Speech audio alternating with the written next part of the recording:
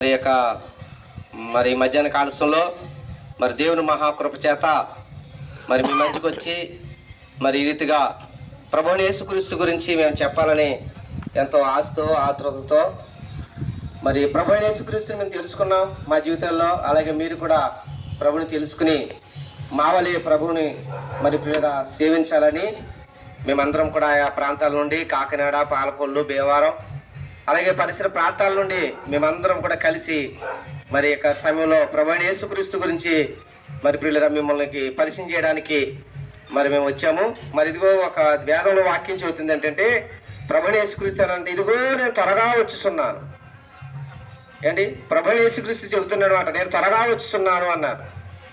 ఆయన మరి ప్రియులుగా త్వరగా ఎందుకు రావాలి, ఆయన ఎందుకు వస్తున్నాడు అంటే ప్రియులుగా కాలం సంపూర్ణమైనప్పుడు దేవుడు తన కుమారుడిని మరి ప్రభువైన యేసుక్రీస్తుగా కుమారుడిగా ఆయన ఈ లోకానికి వచ్చి మరి నశిస్తున్న వాడిని వెతికి రక్షించడానికి సర్వ మానవాళి కొరకు మరి దేవుడు తన పరిశుద్ధ రక్తాన్ని సిందించి మరి ప్రియుడు ఆయన మనుషులందరి కొరకు ఆయన చనిపోయి మరలా 3 దినాలు లేపబడి తర్వాత మరి ప్రభువారు అందరూ చూస్తుండగా మరి ఎరుసలేంలో మరి ప్రియుగా మరి ఆయన అందరూ చూస్తుండగానే మరి ఆయన పరలోకానికి ఆరోహణమై వెళ్ళిపోయారు.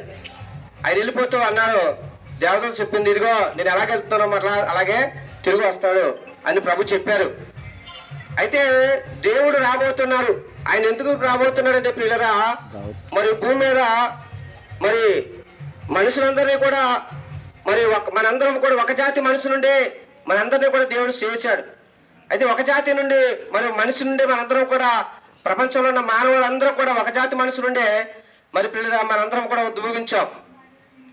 మరి మొదటి ఆదాము గారు ఏంటి మరి మానవుల యొక్క మూల పురుషుడు, మన మూల పురుషుడు మరి ఆదాము వాళ్ళు ఏదైనా తోటలో తిన్నదన్న పండు తిన్నందువల్ల వారు దేవుడి గురించి మహిమను కోల్పోయారు.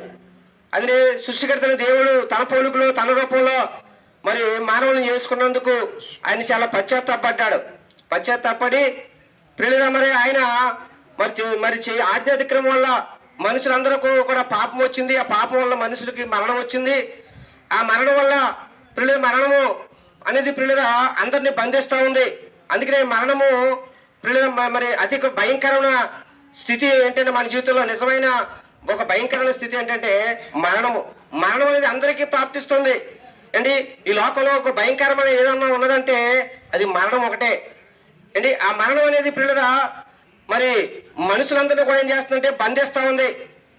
ఆ బంధించడం వల్ల పాపం వల్ల వచ్చే జీవితం మరణము పాపం వల్ల చనిపోతే అండి వేద గ్రంథాలు చెబుతున్నాయి, పాపంతో చనిపోతే నరకాగ్నికి వెళ్ళిపోతారు అండి. చేసిన మరి పాపాలు బట్టి అక్కడ ప్రాయశ్చిత్తం చేయబడుతుంది.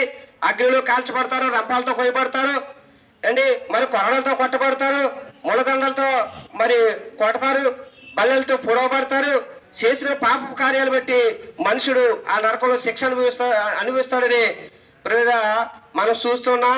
చాలా మరి పురాణ పుట్టుకల్లో కూడా కథల ద్వారా కూడా వింటూ ఉన్నాం. అయితే ఈ స్థితి నుండి ఆ పాపం వల్ల చనిపోతే మనుషులకి మరి పిల్లలు ఏం జరుగుతుందంటే ఒక వేదన జరుగుతుంది. వేదనకరమైన స్థలంలోకి మానవుడు వెళ్ళిపోతున్నాడు. అది ఆ వేదనకరమైన స్థలం నుండి విడిపించడానికే ఆయన కుమారుడి లోకానికి వచ్చి మనందరి కొరకు ఆయన ఏం చేశాడంటే తన పరిశుద్ధ రక్తాన్ని సిందించాడు. దేవుడికి స్తోత్రం.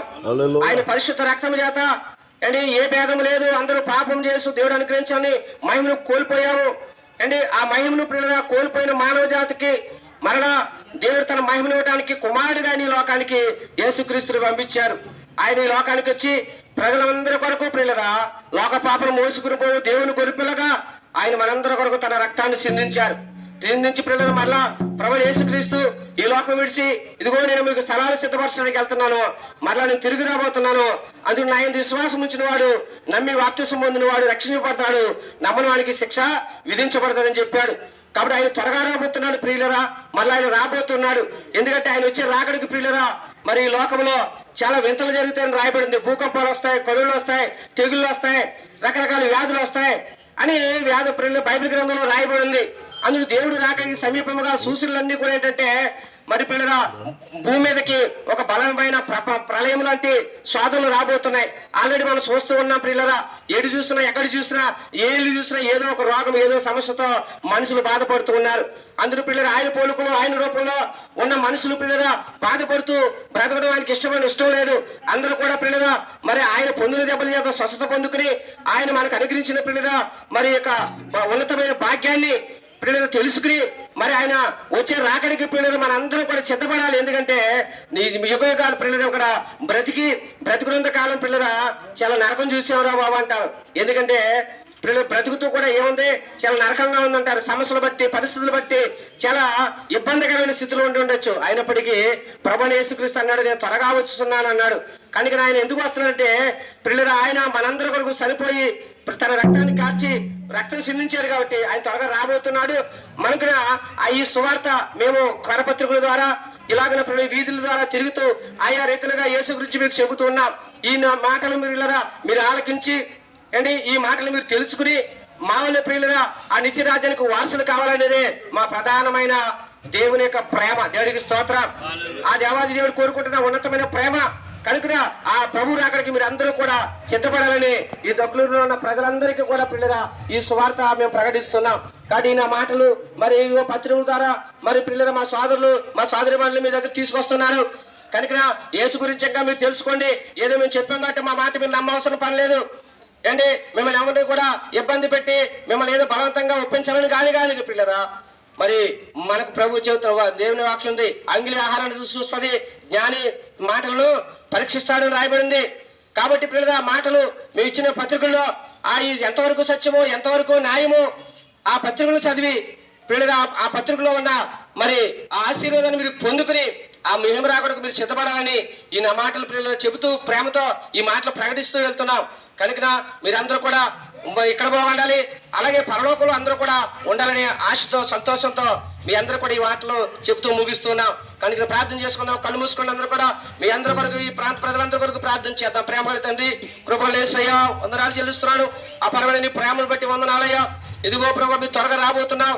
ఓసారి ప్రభు సర్వ మానవాళి కొరకు నశించిపోతున్న మా అందరి కొరకు వచ్చావు, రక్తం కార్చావు, నీ పరిశుద్ధ ప్రేమను మా పట్ల వెల్లడిపరుచుకున్నావు.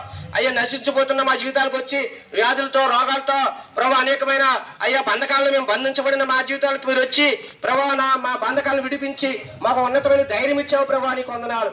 మరణ వ్యాధుల నుండి మమ్మల్ని విడిపించావని ఒక నన్ను నమ్మకంతో విశ్వాసంతో ఓ ప్రభు మీరు మా జీవితంలో కలిగించిన ఈ కార్యముంగో ప్రభు ఈ విధిలో ఉన్న మా సోదరులందరూ కూడా జ్ఞాపకం చేసుకోండి ప్రభు. అయ్యా ఇగో అంచెతలలో రకరకాల వ్యాధులు సమస్యలు బాధల్లో అయ్యా ఇబ్బంది పడుతున్న మానవులందరినీ కూడా రక్షించాలని ప్రభు. అయ్యా మరి అందరిని తీసుకెళ్లాలని మీరు రాబోతున్నారు. అయితే మీరు వచ్చేటప్పటికి ప్రభు ఎవరు కూడా విడవబడకూడదయ్యా, ఎవరు కూడా మరణ వ్యాధుల్లోకి వెళ్లకుండా ఉండాలనే ప్రభు మీరు మా కొరకు చనిపోయారు. కాబట్టి ఈ పరిశుద్ధ ప్రేమను ప్రభు అందరూ తెలుసుకుని ఇక్కడ బిడ్డలు చదువుల్లో దీవించండి, ఉద్యోగాలు దీవించండి, వ్యాపారాలు దీవించండి ప్రభావ. భార్య భర్తల మధ్య సమాధానం ఇచ్చేయండి. వివాహాలు కావాల్సిన బిడ్డలకు వివాహాల విషయంలో కృపద ఇచ్చేయండి. ఆర్థిక సమస్యల చేత బాధించబడుతున్న వారు ఆర్థిక బాధలు ఇబ్బంది విడుదలవ్వండి. సమస్తము ప్రభా అడుగు వాటి కంటే ఊహించిన వాటి కంటే అత్యధిక మేలు చేయగలదేడైనా యేసుక్రీస్తు నామములో ప్రభా ఏక నాయన నీ నామములో ప్రార్థిస్తున్నాం. ప్రజలందరినీ బంధించిన ప్రతి బంధకాలు వేదనలు సాధులు యేసు విడుదల కలుగుగా కానీ పొందడాలు మీరే దీవించి వాడికి మహిమ తెచ్చుకోవాలి.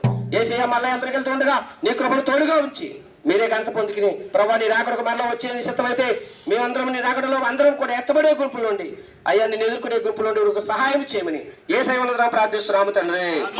ఆమేన్ ఆమేన్. బోలో క్రీస్తు మహారాజుకి, త్వరగా రాబోతున్న యేసయ్యకి, పాప రక్షకుడిని యేసయ్యకి